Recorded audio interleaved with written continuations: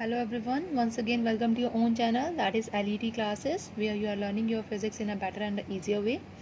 So आज के अपने इस सेशन के अंदर हम स्टार्ट करेंगे नेक्स्ट टॉपिक मैग्नेटिक चैप्टर का, और वो हमारा है इलेक्ट्रोमैग्नेटिक इंडक्शन। जैसा कि आपको पता चल रहा है इलेक्ट्रोमैग्नेटिक, इलेक्ट्रो का मीन्स क्या होता है बेटा? इलेक्ट्रो मीन्स इलेक्ट्रिसिटी या इलेक्ट्रॉन्स भी बोल सकते हो आप इसे, ठीक है।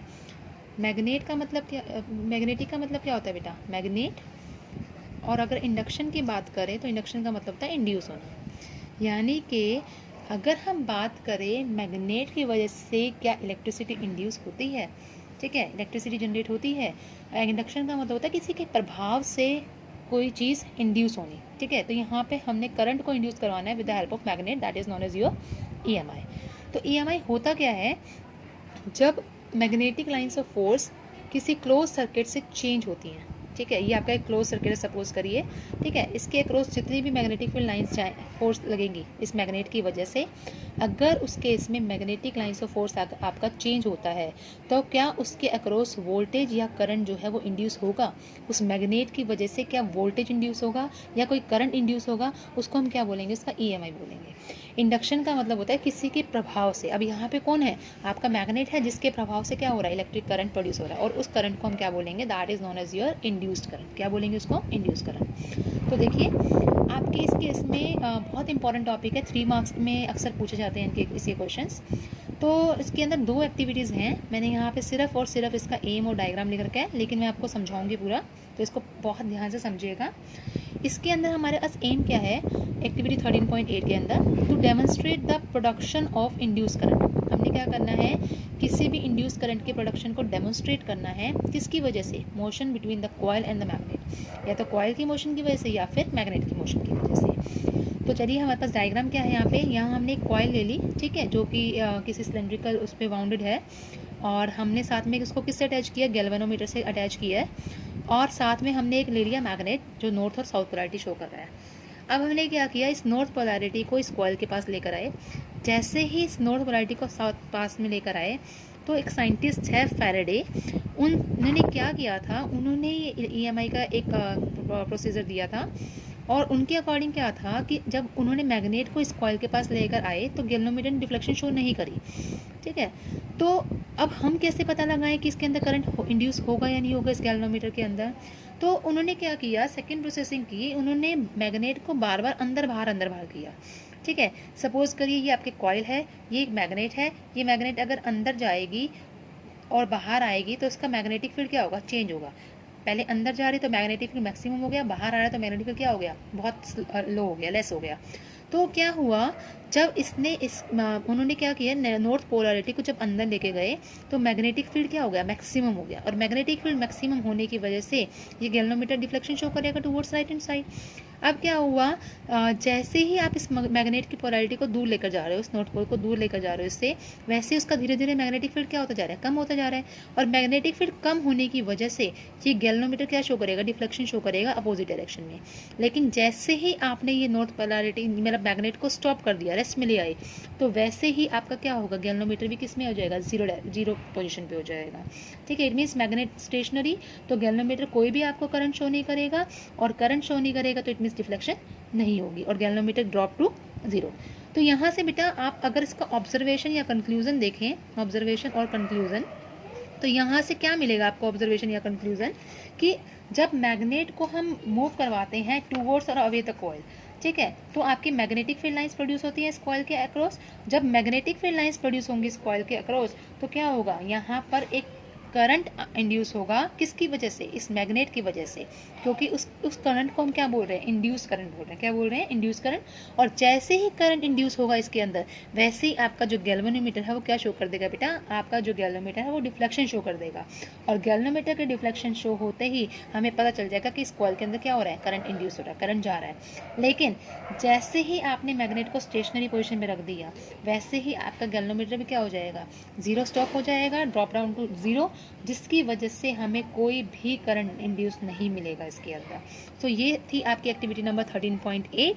और अक्सर क्वेश्चन पेपर में ये पूछा जाता है कि अगर नॉर्थ पोलैरिटी को लेकर आ रहे हैं तो गैल्वेनोमीटर किस डायरेक्शन में मूव करेगा, अगर उसको बैक लेकर जा रहे हैं तो डायरेक्शन क्या होगी, और अगर वो स्टेशनरी है तो डायरेक्शन क्या होगी। तो करंट जो है उसकी डायरेक्शन आपको पता चल जाएगी जब आप नॉर्थ पोलैरिटी को अंदर लेकर जाएंगे, जब उससे दूर लेकर जाएंगे और जब आप स्टेशनरी रखेंगे उसको।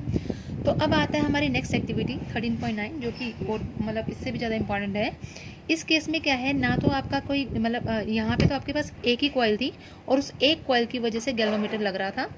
अब आपने यहाँ पे क्या किया, इंड्यूस करंट आपने प्रोड्यूस करवाना है एक कॉइल में due to the change in current of the neighbouring coil. दो कॉइल हैं आपके पास और उन दो कॉइल की वजह से एक कॉइल में करंट होगा प्रोड्यूस, तो दूसरे कॉइल के अंदर करंट जो है नेबरिंग कॉइल के अंदर अपने आप इंड्यूस होगा। तो आपको ये डेमोन्स्ट्रेट करना है। तो आप कैसे डेमोन्स्ट्रेट करेंगे उस केस में, आप ध्यान से सुनिए। तो डेमोन्स्ट्रेट करने के लिए आपने क्या करना है, एक उसके ऊपर आपने क्या करा, वायर को वाउंड कर दिया एक सिलेंड्रिकल रोल के ऊपर, नॉन कंडक्टिंग सिलेंड्रिकल रोल के ऊपर आपने वायर को बाउंड कर दिया। और इसमें दो कॉइल हैं, एक है कॉइल 1 ले लिया हमने इसको, ठीक है, और इसको हमने क्या ले लिया, कॉइल 2 ले लिया। अब क्या हुआ, कॉइल 1 को हमने क्या करा, बैटरी और की से कनेक्ट किया, लेकिन कॉइल 2 को हमने किससे कनेक्ट किया, गैल्वेनोमीटर से। अब आपने क्या किया, फर्स्ट कॉइल के अंदर की को टैप किया। जैसे ही आप की को टैप करेंगे वैसे ही करंट क्या होगा, पॉजिटिव टू नेगेटिव जाएगा, इस तरह से करंट जाएगा। और आपको पता है कि करंट की वजह से क्या होता है बेटा, करंट की वजह से मैग्नेटिक फील्ड जनरेट होती है। क्या होती है, करंट की वजह से मैग्नेटिक फील्ड। जैसे ही आपने करंट को ऑन किया वैसे इसके अक्रॉस क्या होगी, मैग्नेटिक फील्ड जनरेट होने लग गई। जितना ज़्यादा करंट उतनी ज़्यादा मैग्नेटिक फील्ड, और ये मैग्नेटिक फील्ड आसपास के सभी उससे लिंक करेगी, है ना। तो ये मैग्नेटिक फील्ड इस कॉइल से भी लिंक होगी और इसके मैग्नेटिक फील्ड के लिंक होने की वजह से इसके अंदर क्या होगा, कॉइल 2 के अंदर इस मैग्नेटिक फील्ड की वजह से क्या होगा, आपका करंट इंड्यूस हो जाएगा। और गैल्वेनोमीटर आपको क्या शो कर देगा बेटा, गैल्वेनोमीटर शो कर देगा आपको डिफ्लेक्शन। क्या कर देगा, डिफ्लेक्शन शो कर देगा। जैसे ही आपने की को टैप करना बंद कर दिया, ठीक है, वैसे ही क्या हुआ, की को टैप करने बंद करने के बाद करंट इंड्यूस नहीं होगा, गैल्वेनोमीटर की पोजीशन कहाँ जाएगी, धीरे धीरे मैग्नेटिक फील्ड कम होगी, मैग्नेटिक फील्ड कम होगी तो आपका जो करंट का डायरेक्शन है, गैल्वेनोमीटर का डायरेक्शन पहले जो ऐसे था अब वो कैसे हो जाएगा, इस डायरेक्शन में जाएगा। जब करंट का डायरेक्शन इस डायरेक्शन में गया तो इट मीन्स ये समझ लीजिए कि मैग्नेटिक फील्ड जो है उसमें कम होती जा रही है। जैसे ही आपका करंट स्टॉप हुआ इस कॉइल के अंदर, वैसे ही आपका जो गैल्वेनोमीटर है वो क्या हो जाएगा, ड्रॉप डाउन टू 0 और वो स्टेशनरी रेस्ट पोजीशन पे आ जाएगा। उसके अंदर आपकी कोई भी डिफ्लेक्शन नहीं होगी। तो यहाँ से हमने ऑब्जर्वेशन या कंक्लूजन क्या निकाला बेटा, कि जब भी आप क्या कर रहे हैं किसी फर्स्ट कॉइल के अंदर, जिसको हम बोलते हैं प्राइमरी कॉइल, इसको बोलते हैं सेकेंडरी कॉइल, कि जैसे ही आप इसके अंदर करंट देंगे मैग्नेटिक फील्ड लाइंस जो है वो क्या कहते हैं, चेंज होगी करंट की वजह से। और मैग्नेटिक फील्ड लाइंस के चेंज होने की वजह से जो आपका सेकेंडरी कॉइल है उसमें करंट इंड्यूस होगा। और ये जो प्रोसेस है ये जब तक चलता रहेगा जब तक कि इसके अंदर मैग्नेटिक फील्ड चेंज होती रहेगी।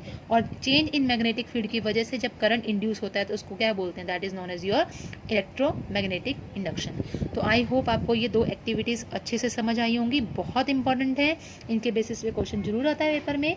तो प्लीज़ इस क्वेश्चन को, इन एक्टिविटीज़ को बहुत ध्यान से पढ़िए और इनको जब आप पढ़ेंगे तो प्लीज़ आप एप्लीकेशन बेस्ड क्वेश्चन भी ध्यान से पढ़िएगा।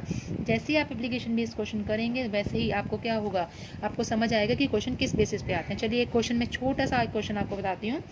इसमें क्या दे रखा है कि आपको एक वायर दे रखी है, मैं यहीं पे बना देती हूँ। ये वायर है और एक ये सर्कुलर पार्ट दे रखा है इसके नीचे, वायर लूप बोल सकते हैं इसको, ठीक है। इस ऐसे हैंग हुआ हुआ है किसी रिजिड सपोर्ट से, और इसके पास क्या लेकर आए हम, एक मैग्नेट लेकर आए। ये मैग्नेट है साउथ पोल और नॉर्थ पोल। ये मैग्नेट क्या है, इस लूप के पास आ रही है। तो आपको क्या बताना है, आपको डायरेक्शन बताना है इंड्यूस करंट का इस वायर लूप के अंदर, कि जब मैग्नेट इसकी तरफ मूव करेगा तो इसकी डायरेक्शन क्या होगी, इसमें इंड्यूस करंट की डायरेक्शन क्या होगी। अब देखिए, मैंने आपको अपनी पिछली वीडियो में बताया था कि एक स्कैन वर्ड होता है, अगर प्लीज़ आप ने नहीं देखा तो आप प्लीज़ पीछे जाके आप देख सकते हैं वीडियो में। स्कैन वर्ड होता है, अगर आपका साउथ पोलैरिटी होती है तो करंट जाता है क्लॉकवाइज, एंड और नॉर्थ पोलैरिटी होती है तो एंटी क्लॉकवाइज। अब साउथ पोलैरिटी को अंदर लेकर जा रहे हैं तो करंट कहाँ से इंड्यूस होगा, कौन से डायरेक्शन में इंड्यूस होगा। जब साउथ पोलैरिटी लेकर जाएंगे तो इसका जो करंट है वो कहाँ होगा, आप देख भी सकते हैं, साउथ की वजह से कौन सी डायरेक्शन होगी, क्लॉकवाइज।